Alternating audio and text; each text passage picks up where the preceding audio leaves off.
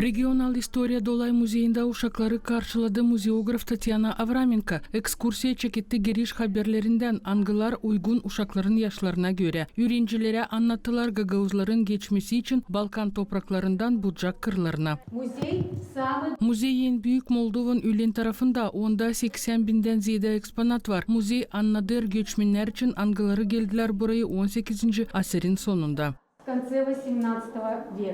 Sonra öğrenciler tanıştılar dedelerin tradisyonel rubalarının, intereslen bakardılar eksponatları, yaraştırardılar zamandaş rubalarından. Ama nice onlar akılda tuttular yeni haberleri belli onların cevaplarından. Молодые девушки, когда не были замужем, они... Genç kızlar аңгылар değildiler evli taşıyardılar beyaz batikleri ama açan evlenerler taşıyardılar kara batikleri.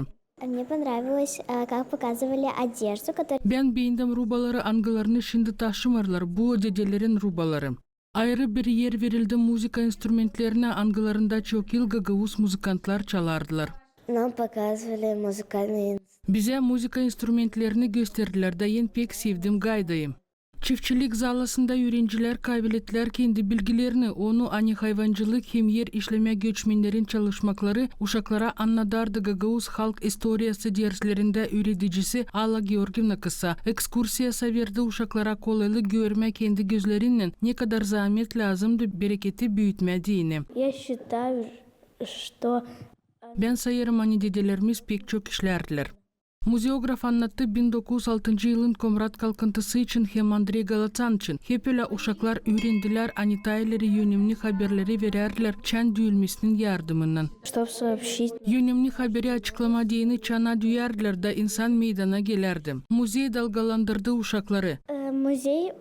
Muzey büyük hem güzel. İkonalarından hem kilise tertiplerinden yeni zal hep bir tarafta kalmadı. Uşaklar şansora bilerdiler sionozluk hem vatiz etmek adetlerini paylaştılar muzeografla Tatьяна Avraменko'yla. Hem kendi dostlarından kendi aile istoriyalarından. Ayrı interes oldu zalaya angısında gösterili Gagavuz evin içerileri. Burada uşaklara anlattılar ev işleri için. Bu kilim 150 yıllık da onu tayları duvara asardılar niçinki sayardılar hani o koruyor fenalıktan.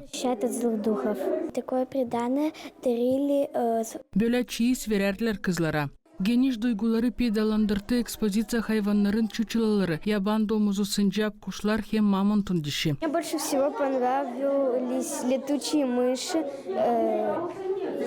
яйцо-ствол. En pek sevdim uçan sıçanlarını, tavşanları, strausları, bayır sıçanları hem kartalı. İnteresliydi görme bu hayvanları niçinki ben onları yoktur gördüm. Muzeye ekskursiyadan sonra uşaklar gittiler GRT Cümle Kompanyası'na. Burada onlara gösterdiler nice yapılırlar tele hem radyo programalar hem süjetler. Tanıştırdılar jurnalistlerin, operatorların, montajörlerin işinden. Onlar konuştular götürücülerle koydular soruşları hem paylaştılar duygularının. Мне очень понравилось. Ben sevdim televizyonu burada çok teknika var. Очень много техники. Yer uşakların taçöy ilkere tanıştılar hem gördüler televizyon hem radyo stüdyolarını. Birisi için GRT şansora isla bilen yer. Nereye o gelerdi pek sık. Я пришел с одноклассниками. Ben geldim burayı sevinirim hani onlar televizyonu gördüler. Ben burada öğreneceğim niçinki burada işledi benim anam. Ekskursiya muzeye hem GRT'ye verdi kolaylık ikinci klasın öğrencilere diyme ana tarafın historiyasına hem görme nice kurulur tele hem radyo kontenti. Çok sağ ol ekskursiya için onu beğendik.